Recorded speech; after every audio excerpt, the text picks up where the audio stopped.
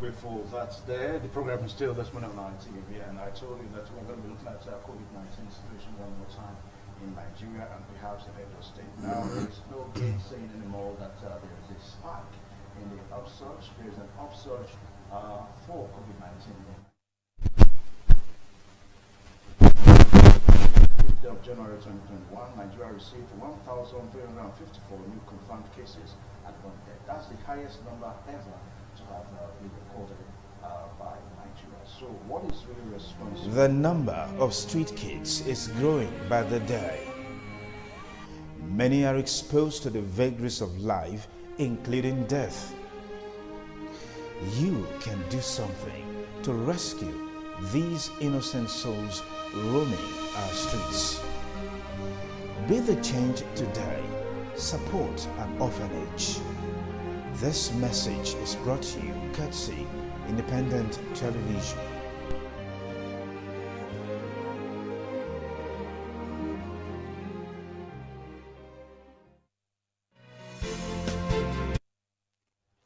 Apology for that there. The program still this morning on TV on Independent Television. I told you that we're going to be looking at COVID-19 situation one more time in Nigeria and perhaps the Edo State. COVID-19 second wave state response and Nigeria's vaccination preparedness. We had news that China as a nation is ready to give Nigeria 6 billion naira to support the fight against COVID-19. The Chinese foreign ambassador was with the Nigerian authority yesterday to make that promise. And yesterday too, we understand that Nigeria as a nation received the highest number of COVID-19 infections in the country. And only yesterday, 1,354 cases was recorded for a single day. It is an upsurge. There's a spike in COVID-19, most especially when we talk about the second wave. What is really responsible for this second wave? Well, scientists will say that the virus infection will always mutates. In other words, it will break from one form or the other. What is really responsible for all this? All these are things that we're going to be looking at today on the program this morning on our TV. And also we also see the social aspect of the COVID-19. And let's see Nigeria as a nation, the citizens, let's see how prepared they are to start receiving the COVID-19 vaccination. To look at all this this morning, we are so privileged to have Mr. Austin Musakui. He's a public affairs analyst and also one-time coordinator of Federal Civil Society Organization in the state. And presently he's the executive director of Center for Good Governance and Social Change. So welcome to this program on TV. Good morning, viewers. Thank you very much. So to have Dr. Leonard Atsigili, who is a consultant and family health physician with the University of Benin Teaching Hospital. So welcome to this program. It's a pleasure. It's a pleasure. Now, Doctor, I'll start with you. There is an upsurge in COVID-19 in Nigeria. What do you think is responsible for this upsurge? Well, good morning, viewers. Well, if you look at the initial stage of this pandemic, the time came when a lot of protocols were spelled out, people were obeying, but it got to a stage like after the lockdown, we had the NSAS protests. Beyond that, we also had elections in some states. And outside that, it got to a stage that our people, even up to this moment, some still think that it's just, it's a cook and bull story. And like I traveled home during the Xmas, if you wear a face mask like I'm doing now, you are like an odd man in the midst of so many persons. So our people have abandoned the NCDC protocol. And they have also abandoned, the basic, of course, it's still part of the protocol, hand washing, that we imbibed initially. If you get to public places, people have just decided to live their normal life. Initially, clubhouses were closed, beer parlors were closed, drivers were asked to carry maybe 2 persons per seat, and but now, they've gone back to their normal life. Definitely, what do you expect? And there's even we are talking about the mutated form of COVID-19 now. The difference between the first and what we have now is that the current, virus we have now spreads, easily more than the first that we had. So, and people have abandoned the basic protocols that they needed to, abide with. And so we are having this spike that we're having right now. So that is basically what is responsible for this upsurge that we began to experience recently. Okay. Now, Mr. Austin Usakwe, let's come to Edo State. We understand that the president and state government is, doing the needful. As a matter of fact, when the second wave was reported, the state government went ahead to ensure that all the isolation centers that should be revamped. I mean, these are public issues that you and I see. Can you give us what you think the state government should do more so that we can really have the second wave arrested? All right, thank you. When you have a virus that doesn't have a cure, vaccines are being expected. They are not here. I'm not sure that vaccines are magical in their nature. They are more of prevention, and as we have heard, slows down the disease itself. So once you have a situation where there is a disease that doesn't have a cure, the role of government is to coordinate awareness creation efforts so that the people become aware, because the only way is prevention. You know that once you contact it, there will be management, of course, but there is no single cure that you can point and say, once you apply this, it goes away. So the safer thing to do is to prevent the contracting of the virus. Therefore, government coordinates these efforts to make the people aware. And that's why during the first wave, certain protocols were put in place globally, not just in Edo State. Those protocols included social distancing. I'm sure there were times in this studio when we sat more closely together. Yeah. You could even accommodate 3 to 4 persons in one program, but that's no longer there. It's a new regime, a regime of social distancing. So we are 3 of us here. We could easily have been on this program without masks based on the distance we were created, but we have gone the extra mile to show to the people that apart from the social distancing, there is the need to put on your face masks. So that's the second thing. The third of these protocols put in place is the regular washing of hands in running water, not water in a basin. So at that time, public places, schools, hospitals, even your station here, were compelled to have an arrangement outside where those who come in. And I noticed that you still have it. So that's the third. Wash your hands in running water. Okay? And of course, please, if you have nothing to go and do, remain home. Avoid crowded places. So these protocols were put in place. Now you ask the question, the second wave. Like Doctor clearly articulated, there was a break between the first and the second. In between them, people tended to get the impression that it was all over. The second wave is not an accident, because during the first wave, we were already being told that there was going to be a second wave across the world. Some countries prepared for this, some others did not. So there was a lull in activity, and people tended to believe that the COVID-19 had gone. I'm sure you see some of the billboards that the government has put all over the place where they say, "Koro still dey with us," to remind people that the coronavirus has not gone away and it's not going to go away this soon. So we've got to stay with it and take steps to prevent contracting the virus. Let me make this point, and this is very crucial. I'm sure you've heard of the arguments among Christians and non-Christians as to whether there is heaven or not. It's an age-old argument, although it's no longer as popular now. So people are being told, live a disciplined life. Don't do this, don't do that. Live a life of service, Spartan discipline, so that you can make heaven. And others are saying, suppose I get there and there is no heaven, there is no hell. But the question that was asked is, if you lived a life of Spartan discipline, service to people, putting smiles on the face of people, and you found out that there was no health, have you lost anything? No. You haven't lost anything.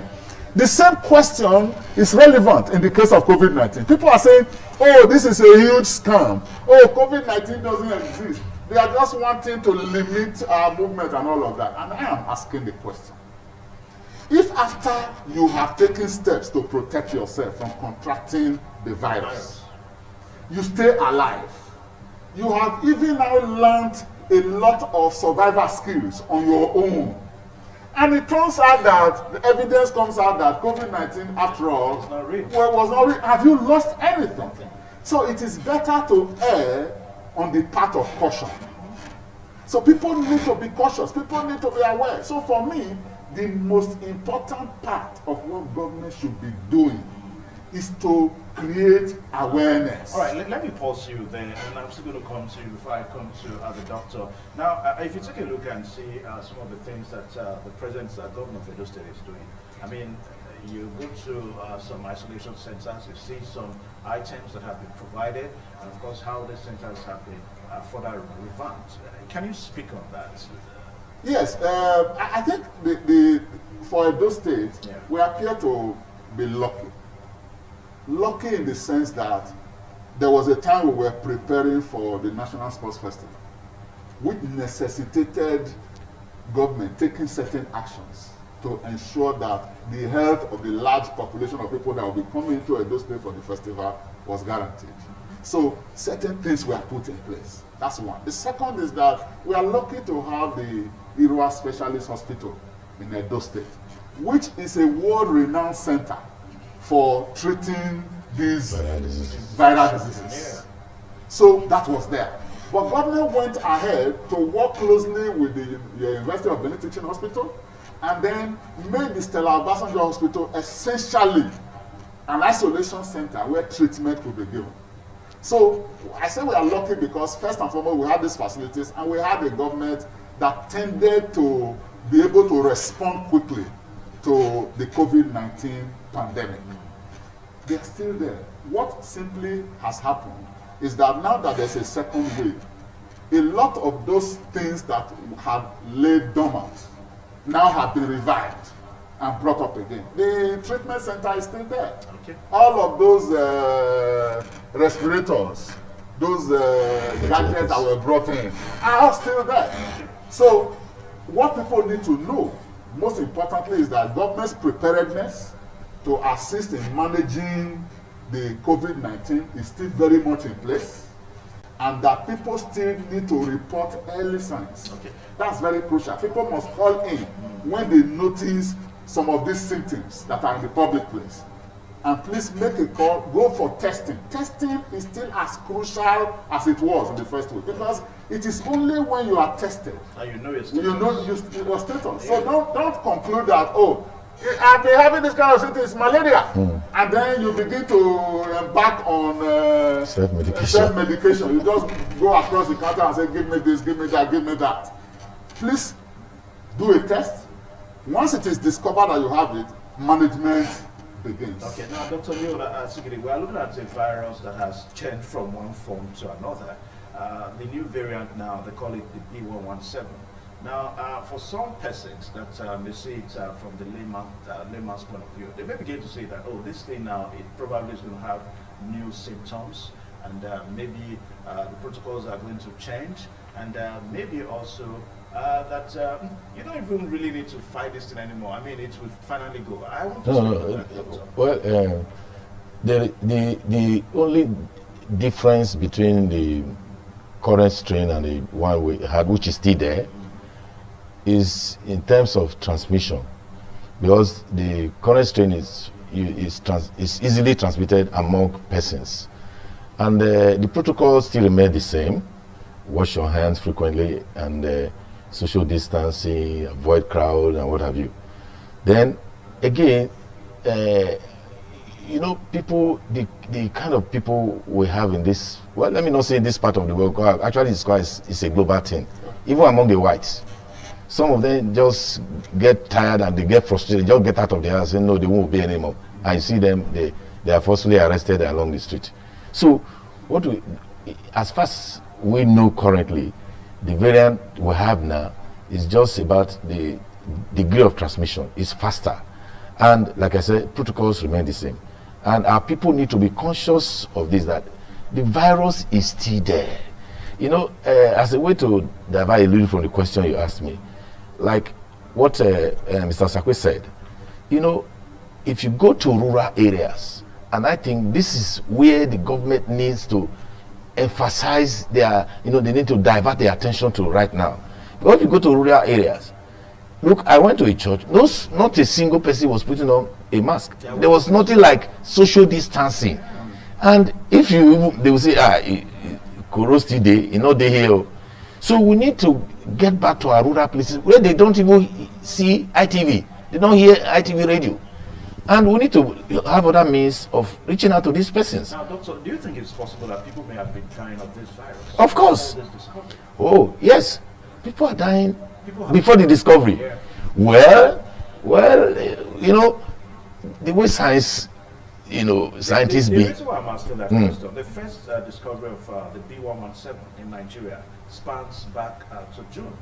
And UK just discovered, UK is recorded to be in a country that first discovered it, but the scientists at the Madonna University came out and told us that by June last year, that B117 was already in Nigeria. You see, until scientists says they have discovered, it is assumed that there was nothing of the sort. Are you getting what I'm saying? So it is possible that, yes, they may have, people must have died of this same disease we are talking about, but we don't have a scientific proof. Until we have that, we cannot assume that, you know, those whoever may have died before this time died of COVID-19 or the new strain. So, and that is the way science goes. Okay. All right, now, Austin Osakwe, Nigeria as a nation is on the verge of receiving the vaccination, and there's so many conspiracies, theories here and there. As a matter of fact, it is being rumored that Nigerian authorities have taken it 6 billion, just like that. Some of the aids given to countries to make their people take the virus. Now, what do you make of this conspiracy against the need for us as a nation, and maybe the need for government to really combat this virus? Thank you very much. Before I move into that, let me quickly, Doctor made a point about the need for awareness to be taken to the grassroots. In the rural settings. In the rural settings. Yeah. And so, as I am involved in this awareness creation efforts, Okay. it must be a collaboration between government and the people. Civil society, youth groups, women groups, community-based organizations must all get involved. Now, some of the things that have been done to create awareness in the effort being coordinated by government are already seen. Some are not easily seen. The ones you can see easily are that you now have new billboards all over the place, stressing these protocols. But there are also town criers that have been mobilized. In Edo State? In Edo State. In Edo State? Yes. By this government? Oh, yes. Oh, that's town great. criers have penetrated the rural settlements. Now, of course, they need to go deeper. Doctor just mentioned that there are actually communities where you may not get information from TV or radio. Those should be the target areas, because it's actually possible for this disease to be ravaging those areas and people are dying, and we don't know that that's COVID-19. So town criers have been mobilized. They are going into, it's not a new creation. It was there during the first wave. What has been done now is to reactivate it. And you even have health officers of government leading this push, so that it's not a matter of town criers going there. What are they going to say?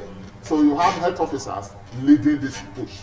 And then if you have noticed, all the eateries where people mass together, we won't mention names here, but eateries are being met. Government officials are going there. Right now? Right now. Okay. And creating awareness first for management and staff as to what regulations they need to put in place. We designed the no mask, no entry slogan, yes. campaign slogan. Yes, and the tag is there. You can see it all over the places now. And then that idea of massing together, no queuing, no distancing, they are being engaged to do this. This week, for instance, we are starting the motor park penetration. Okay. Because motor parks are a major one. You know, everybody wants to get in, want to get ticket, so we are all together. Nobody's bothering about masks. So first, we want to target motor parks, educate them, enlighten them, first on the seriousness and the reality of this, because that's where to start. The believability quotient. People need to believe that this is real. Once they buy into that reality, they own the process. And they are the ones who are now preaching the message. Yeah. Because government really can do very little, but they can coordinate. And then more importantly, of course, we are grateful to ITV and other media organs. What we are doing here now is awareness creation.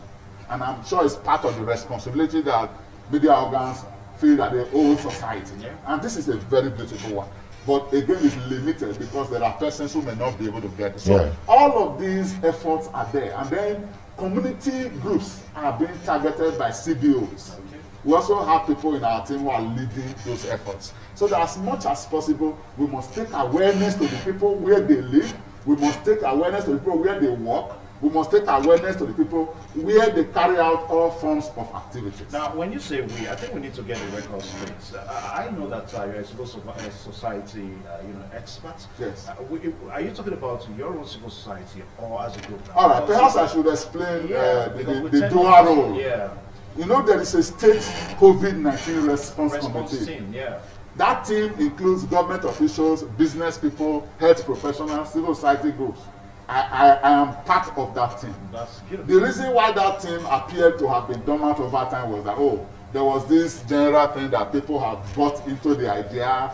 People felt that COVID was going away, but we now know that it's here. It has mutated from one strain to another. So that's the dual. The second role is that, of course, it's part of our billing as civil society groups. In fact, yesterday, I saw members of the network of civil society organizations, NOXIN, moving from one location to another. So I had to stop. I was driving. I stopped and joined them. And everybody was happy that at least we are combining efforts. So moving from one location to another. It's a sense of duty. Okay. It's now, a sense of responsibility. The conspiracy theory against the vaccination of Nigerians, which is very eminent. It's really unfortunate, and I'm happy that you brought this up. There's a saying in our local parlance that when some people are tying it, some people are losing it. So what you find is that I used to think that it was ignorance, but it's not. Because a lot of the videos I am getting on this conspiracy theory are coming from the US and Europe. Some of them even being sold by medical personnel. Yeah.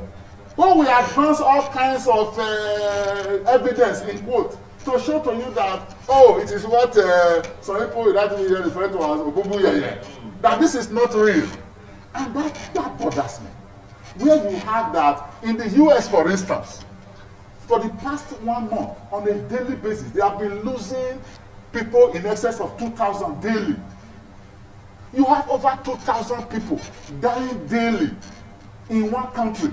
And you have people in that same country coming out to say that what is killing them is not real. So at times you are wondering whether this is not a fulfillment of what people have always talked about, that there is a devil somewhere that wants to fight good.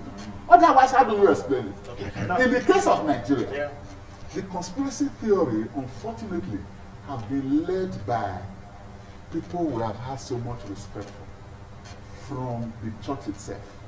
What do you think is their intention? I think in the case of Nigeria, it is a combination of ignorance and overzealousness. By these church leaders? Yes, because they are tying it closely to the so-called Antichrist. They are tying it closely to the so-called end of the world. How that one devil is coming to take over. And I'm telling them, why don't you wait for the devil to come? Let us deal with the realities of today. Okay. Now let me. How that this whole thing is a grand conspiracy. All right. Now, doctor, you see, the makers of these vaccines probably from some points of view, the makers of this vaccine need to do the needful. I mean, they don't take responsibility from the after effects of taking this vaccine. I mean, I've seen some video footage on the social media, how people reacted and all that. Well, that is also subject to investigation. Exactly. But the point I'm trying to make is that, don't you think this conspiracy theory, it's somehow so germane, given the fact that the makers of these vaccines are not taking responsibility for the effects of these vaccines? Well, you see, I will respond this way. You see, for every drug, including paracetamol, there are people who react abnormally to common paracetamol. There's what we call personal idiosyncrasy. And you see, the vaccine itself, before a vaccine is allowed, or any drug at all, is allowed to be used for humans, it goes through several stages. First of all, they use it on animals, then thereafter phase 1, phase 2, phase 3. And what they do in those phases, first of all, they use it for a few humans, they watch them, see what the reactions are going to be like. Second phase, they increase the number, they do the same thing. Third phase, a larger number, and they monitor, they do the same thing. And now, if they find that among all these persons that have been, vaccinated, or this drug has been given to, that the number of those reacting is quite small or is significant. Now, doctor, the reactions are that at times it affects your DNA. Those are some of the things that people say. Well, how correct see, like you said earlier on, all these are still subject to investigation. Even this vaccine, it's not, I think it was, I can't remember the precise date now, that they released it for human use. Let me tell you, many years ago, there was a drug in circulation, thalidomide. That drug was used to treat pregnant women for common vomiting. Do you know the after effect? They started giving birth to children without limbs. You give birth to a child, this hand will just be attached to the shoulder, or this foot will be attached, this way. And they started investigating what could be responsible for that, and they discovered that it was thalidomide, and it was withdrawn. So what I'm saying in essence, yes, the vaccines are themselves, they are new currently, but as they use these vaccines and they found that they are safe for human consumption, they will not stop at that. They will continue to evaluate and see whether these reactions we are talking about, including the one you just mentioned about DNA, is that real? But again, even if there is some effect on the DNA, it may not be exactly what people are saying. But again, they will also consider this: is it better to have the vaccine and live and let your DNA be a little bit altered than not to have it and you die? Now, doctor, the point is, for a virus that is 99.9, can I use the word curable now? I don't know. For a virus that is 99.9% treatable, for most people, they don't need to take a vaccine. That's the feeling around. No.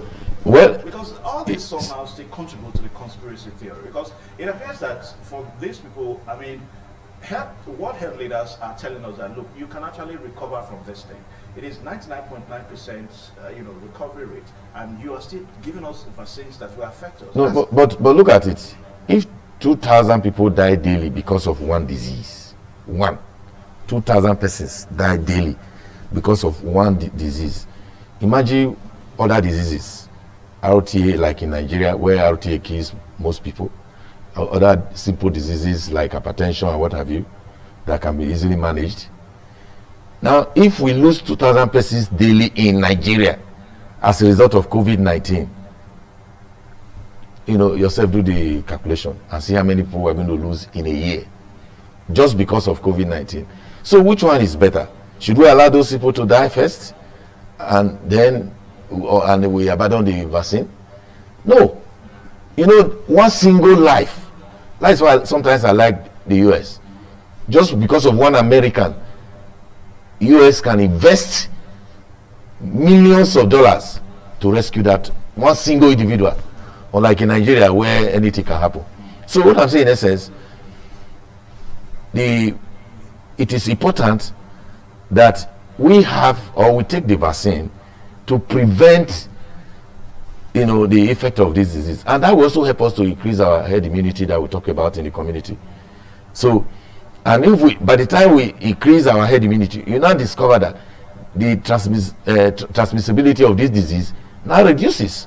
So it is something that I think we should, if they are taking it in other countries and few persons are reacting like what we just said, then we should also give it a try here. It may not be the same effect here. Okay.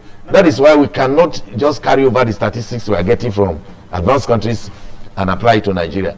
We have to, of course, try it here and see the effect. Okay. Now, Mr. Osakwe, the way we have the virus in variant forms, that's the way we have vaccines now. As a matter of fact, we have up to about 4 to 5 world pharmaceutical companies that have made vaccines available. Now, for some people, they will tell you that there are particular ones made by some particular pharmaceutical companies that have adverse effects on people. Which one would you want to suggest? That Nigeria, because Nigeria is on the verge of bringing these things in. Yeah. Well, in Nigeria, we don't, some people say we don't even produce toothpicks. That we import toothpicks from somewhere in Africa there. So who are we to begin to make choices of vaccines? The truth of the matter is that whatever vaccine we are going to use are all coming from outside. But you see, knowledge sharing is very important. Okay. I expect that Nigerian authorities, especially experts in health, are monitoring what is happening now where the vaccines are being applied. I understand there's one by Pfizer. That one appeared to have come in quite early. Earlier, yeah. There are about 3 new ones now that have come. So what we should be doing is monitoring to see which one will start from. Don't also forget that we do not have the resources to really buy these vaccines. So I'm sure part of the considerations will also be which one can get to us more cheaply. Because I heard them talking about billions of naira for just storage and administration of these vaccines. And that in itself is a problem for us. Not to talk of if we are told to come and buy the vaccine. I don't know how it's going to come, but these are the factors we'll be considering. But more importantly, let me chip in addition to what Doc has said. Yeah. There is a saying in my place, yes. People say, oh, river kids, they die there, but they still drink water. The truth of the matter is this. In Nigeria so far, we have lost over 1,200 people to COVID-19. That's a huge number. Of course. And that's the one recorded. Who knows the ones that have died and didn't bother coming to the hospital? Which means there is a clear and present danger. And that's what we are proactively responding to. As to the issue of side effects, look, I have seen people who took simple anti-malaria, their heads swelled. We have heard stories of people taking the simplest of analgesics. And start reacting. They start reacting. And some end up dying. Some have swollen eyes, and some injections that people just walk in and take. We take it for granted. No, I'm going to take injections. Some people take injections, they become paralyzed. So these are the issues. We can't run away from it. So the decision as to whether to take a vaccine or not is entirely dictated by the utilitarian value. In which case, is it useful to us compared to when we don't take it? We see all those videos that talk about side effects. I've not seen one also showing success stories. I have also heard narratives of people who have taken the vaccine so far, and we are getting positive stories. Yeah, like the vice president-elect in the U.S., Kamala Harris, she took it. We've not heard of any all right. effects. So those who want to tell us about the side effects that are negative also should tell us the success stories, so that we can be the judge as to which one should be. Okay. The truth of the matter, you know, when they say if a dog bites a man, it's no news. But when a man bites a dog, it's big news. Yeah. So we tend to celebrate any negative thing that is out of the ordinary. Yeah. The very positives, we don't celebrate them. For us in Nigeria, I think we need to key into what the world is doing. And I am hopeful that Edo State is positioning itself to also be part of, because there's the politics of who takes it first. You know, it was huge in America. Some said elderly people should take first. Some said health workers. And of course, in Nigeria, our friends, the politicians, if they believe in this vaccine, we also need to be sure that before they attend to all politicians, it also gets to us. That's where some of us will now come in. Yeah. Because you talked about the social implications. Yeah, but again, that is also going to raise another dust. Yes. I mean, I saw it on the papers this morning. I read it that there are people on the priority list already. Yeah. The federal government has listed people on the priority list. Yes. Political leaders, politicians, and all that. Now you can imagine, we want, as soon as that list is made public, we will engage the process. Yeah, everybody should. We're going to engage the process. Because how do you arrive at the priority list? If you are said health workers who are frontline workers, everybody will understand. If you are said elderly, and remember that one point we haven't made today is that part of the reason for all of this awareness is that it may not affect me, but if I transmit it to somebody who already has an ailment, it's deadly. It's deadly. So we are protecting the elderly. So if we had also come to say, let the elderly take first. But if we find that the regime of administration of this vaccine has been hijacked by the political establishment to the detriment of the people, of course we'll engage the process. Okay. At that time we'll now be raising issues as to how do you arrive at those who take first. Beautiful. Now we're going to let our numbers out. I didn't say that at the beginning of the discussion, but it's okay. You can have the number so that you can just drop a short SMS. You tell us about how you feel about the vaccination that Nigeria is about getting. 08024 645409. The PD can please oblige us of that. 08024 645409. I repeat, 08024645409. Just SMS only. Now, Dr. Leonard Atsikidi, you are a member of the NMA in those states and at large in Nigeria. What do you think is the position of the NMA concerning the conspiracy theory, the vaccination that Nigeria is ready for now? Well, has the NMA been consulted? Well, I would say I'm not in a position to speak for NMA because, like every other association, we have officers. So it is the responsibility of the PRO or the chairman to speak for NMA. However, I would like to say that, discussing with some of my colleagues, our belief is that, one, that the vaccine should be purely voluntary. You cannot compel people to take any drug, can't compel people to take any vaccine. People should decide whether they want to take it or not. In fact, people decide whether they want to live or not. So nobody should be compelled to take the vaccine. It should be based on personal conviction, and willingness to take the vaccine. So, and I think this is the position of most of my colleagues. That yes, even if you say frontline workers, for example, I cannot be compelled to take the vaccine, except I so wish. So, and I think that is the position of NMA. And I know, again, that NMA is also doing a lot in terms of this community mobilization and what have you. And our own belief is that the health of the populace is a priority to us.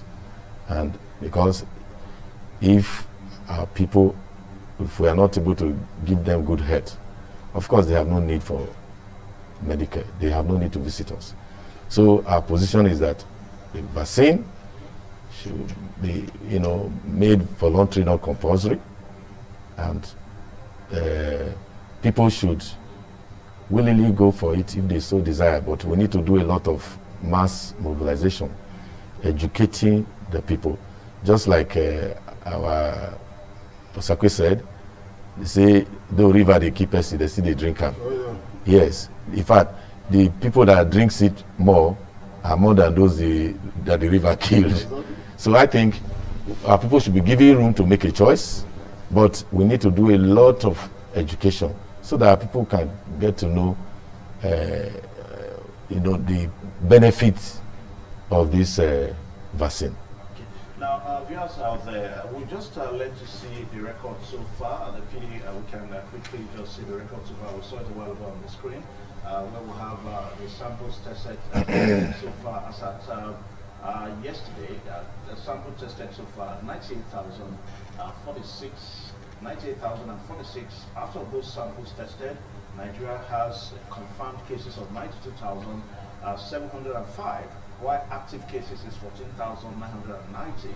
and discharge cases is 76,396, while death stands at 1,319. Then you can go down the scale. You go down the scale, you have various states there. Then let's come to Edo State. Edo State, which is our state here. For Edo State, we have the record as 2,938. That's a number of cases.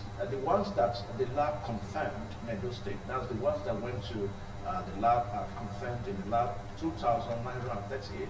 The number of cases on admission, people that are on admission now suffering from COVID-19 is 119, while we have a number of discharge at 2,702, while number of deaths so far in Edo State is 117.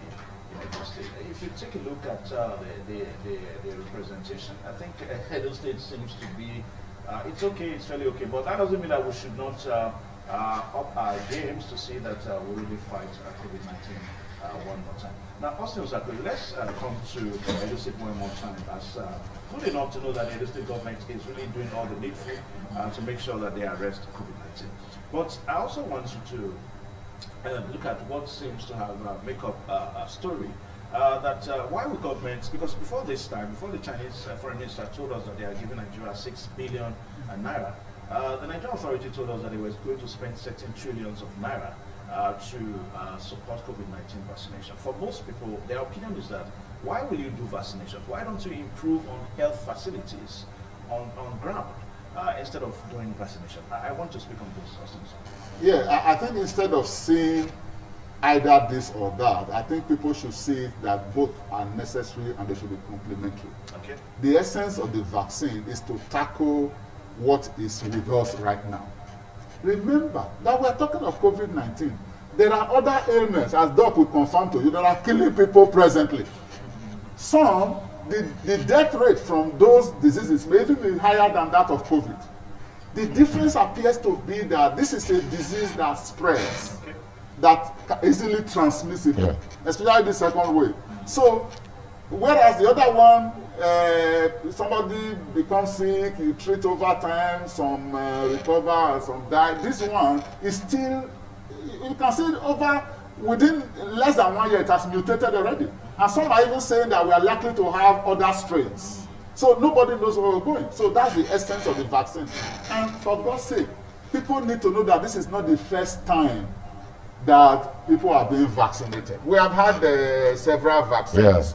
Today we now talk of measles. We talk of yellow fever, polio. There have been vaccines before. So this is not different. However, those who argue that we need to strengthen our health facilities are very much in order. Okay. Because we can't continue with this staccato response. It comes, it catches us, we are unprepared. Look, it is God. People have said, and I agree, that it is God that has helped us to stave off the ravages of COVID-19 as we have experienced in Italy, in Russia, in Germany, in UK, in America, even in South Africa here, our neighbor. So God has helped us. Can we continually continue with this laissez-faire approach and hope that every time God will come and help us? So we need to strengthen our facilities. Look, you know why politicians have become very scared of this COVID-19? Because the advantage that they had over the rest of us was removed by COVID-19. What was that advantage? They have a headache, they jump into the aircraft, they take off to another country for treatment. That's what's been happening. But COVID-19 made it possible for people to be told, stay in your house and find solutions to your problem. Because the place you are running to are even more rabid. They are dying. Their health facilities have been overstretched. Yes. So stay there, and the place you are staying, you haven't put anything in place. So without even talking about it, without even counseling government, I think that this COVID-19 has opened up new vistas of realities. Number one is that we cannot continue to pay lip service to health architecture. let's go and look for ventilator. Let's go and look for respirator. It was oh, they have 6 in one place. Let's see if we can get 2 there. And the countries were only to give to us. They were in need too. They are not were in need, but they have started building their health infrastructure. So we need to invest severely into health in this country. All right, Austin. But just to quickly add that there are new realities. And let me tell our people out there. If we were ever told that we were all going to be holding meetings by Zoom, who would have believed it? Number 2, schools have, look, you know that universities have lost 1 full year. Apart from the few privileged ones who were in certain private universities that could run online courses. But a longer time of that time was due to ASU strike, not. No, but the question is, if ASU had called off strike, would children have gone to school? That's the question. Because everything was locked down. Okay. ASU has since called off strike. Students were supposed to resume. Government says no, wait. Let us watch this. We're told that they resume 1st of February. Uniben is resuming 1st February. So and we're happy about that. But it's taking, why is it taking over a month to resume after ASU have called over? Okay. So the point I'm making is that we also now need to know that we cannot continue to run education the way we have been running it. This let us meet and pray and learn. We can now run. We cannot. There are distance learning courses. People get degrees from other countries. Why here? The Nigerian reality is that we are unprepared for any of these things. Okay, the world can't be the same again. All right, 08024645409 is the number. 08024645409. Now, talking about preparing now, I have an SMS from Asemuta Edwin. I'm going to read that now. It says that, let's see now, it says that COVID-19 should be issued to volunteers only. Pharmaceutical company prioritizing America on COVID vaccine should be allowed in Nigeria. This comes from Asemuta Edwin. Asemuta Edwin, thank you so much. Now, Doctor, Mr. Asemuta talked about fire brigade approach, in the way we do things. You see, I remember when I was in my undergraduate levels, I did the polio vaccination and all that. Now, I discovered something. There seems to be a big issue in our storage, they call it the chain storage system of vaccines. That has been a big issue in health sector in Nigeria. And people are beginning to foresee it now, that these vaccines, how good are they? Do we have enough adequate and effective storage system?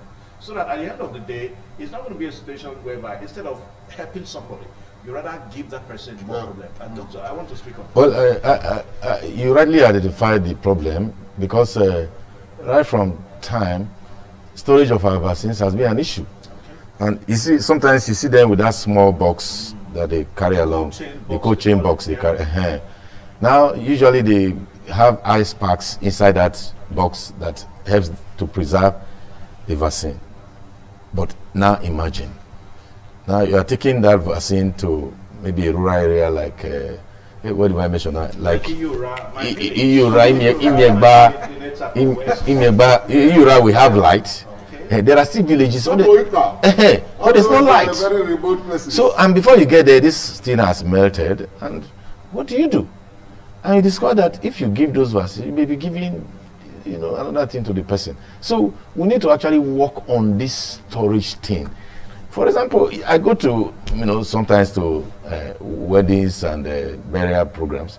You see, they come with this cooler, what do you call it? That vehicle.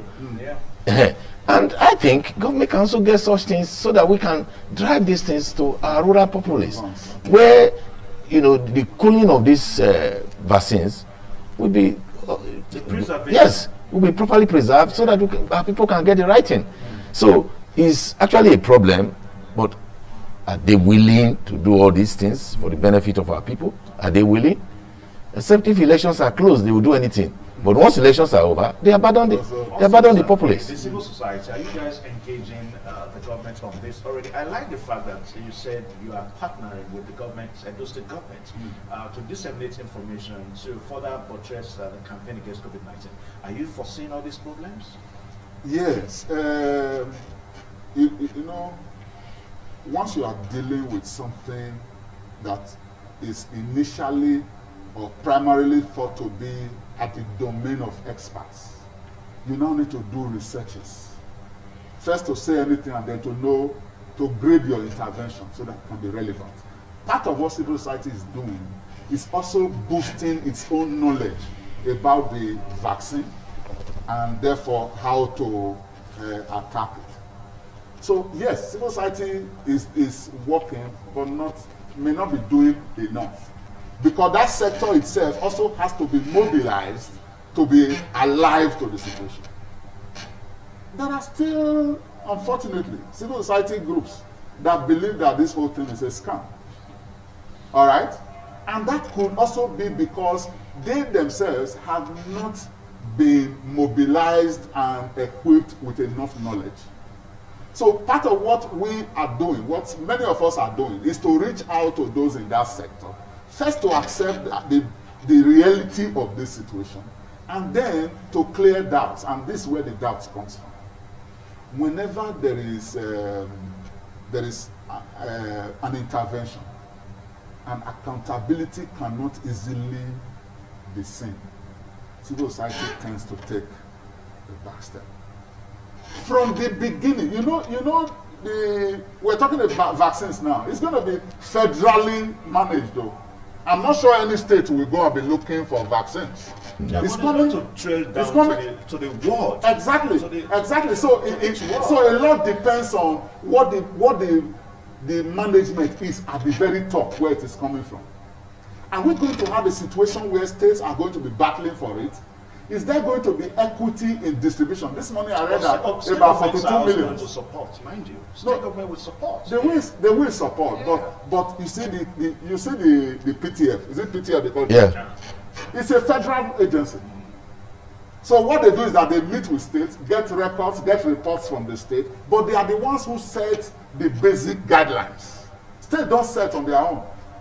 For a long time, there was issue with Kogi State that kept maintaining that you can do your own. We don't have COVID here at all. There was another state, but I think those ones soon got to a point of realization and they joined the team. So that issue is there. So basically what I'm saying is that people need to see when a lot of billions and trillions are mentioned up there, and the people on the ground are having to weigh that against their inability to get a square meal in a day, they are also asking themselves questions. You know, when they were talking of coronavirus in the first week, people were talking of hunger virus. That's why Edo State, for instance, refused to lock down totally. When lockdown was done in Lagos, we all saw the reverberations. Because, look, there are people you can't afford to lock down because they work by the day and live by the day. Yes. What they will eat on Thursday is what they work today, Wednesday. So if you say, oh, we are locking down for 2 weeks, what arrangements have you made for them? And government doesn't seem at that level to have made such arrangements. So every state is struggling on their own. Of course, we know that when the vaccines come, it will go down to the local government and to the world, just as we expect that this awareness thing is come. How many vaccines can take care of Nigerians? We have over 200 million. We keep saying we have over 200 million. Yeah. But somebody told me recently that you people have been saying over 200 for the past how many years? Yes. Are you sure you are not over 300? So we don't have figures, we don't have data.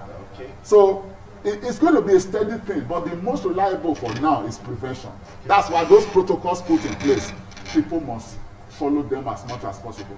As an aside, I don't know what federal government was thinking. The national identification number is something that has been with us for a long time. The nature of our people as Nigerians is that we wait till the last minute. Nigeria is still evolving, so even after this. I agree, but why do you now put a ceiling and say within this period, 2 weeks, if you don't have it, your lines go down? So go to the various centers. Yeah, and that will help where us they are spread. going in. We are spreading COVID-19. Did government think about that? You know, the people who are struggling to get me so that their phones will not go, you are talking of face masks there. I visited that place twice. And as you are telling somebody face mask, he will listen to you to see whether you want to help him get the number. So when he now realizes that it's COVID-19 you are talking about, say, COVID-19. I think a lot of people need to get knowledge because some mobile communication service providers, yes, they are giving the information on how you can even do this thing within the comfort of your home. But Nigerians are we are what they call it now. We are not digital. We are an analog society. Yeah. We want to go there and see it and do it by ourselves. And don't also forget that a lot of these messages people receive on phone, they don't trust them. Yes. Because some people's money has been taken from the bank while they are still attending to some of these things on phone. Yeah. And then they know that they are getting a lot. Yeah. I want you to look into your camera and just talk to the people one more time. Let them know that, look, this thing is real. There is COVID-19 and there is need for us to prevent ourselves, Doctor. Well, for listeners at home, I want to let you know that COVID-19 is very much around with us. And the protocols that NCDC, has, put in place, we need to continue to abide by them. For example, social distancing at least 3 feet apart or a meter, as the case may be. You must wash your hand as often as possible, at least for about 30 to 60 seconds with, soap, or you use a sanitizer. Then again, you must ensure that you use your face mask, especially if you are going to public places.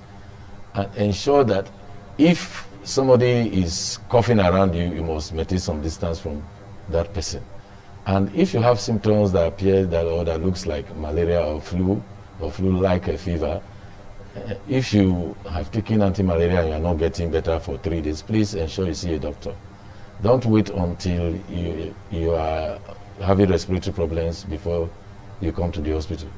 And there are different centers where you can do your testing. In UBTH, Stella Obasanjo, even in the Ministry of Health in Benin City. There's also a testing center in Auchi General Hospital.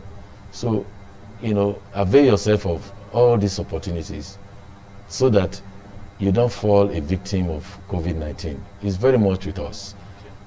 All right, Austin Osakwe, on what the government is doing, the Edo State government is doing. Yes, I just want to let people know that we don't have a choice but to partner with government because this COVID-19 affects everybody, the high, the mighty, the low, the poor, the rich, everybody's involved. A direct message, however, to churches.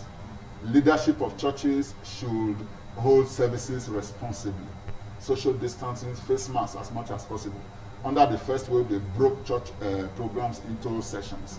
The time has come to begin to think of doing that again. Okay. Marriages, burials, please, let us do all of this responsibly. Above all, we must own the process. If we wait for government, there's only so much that government can do.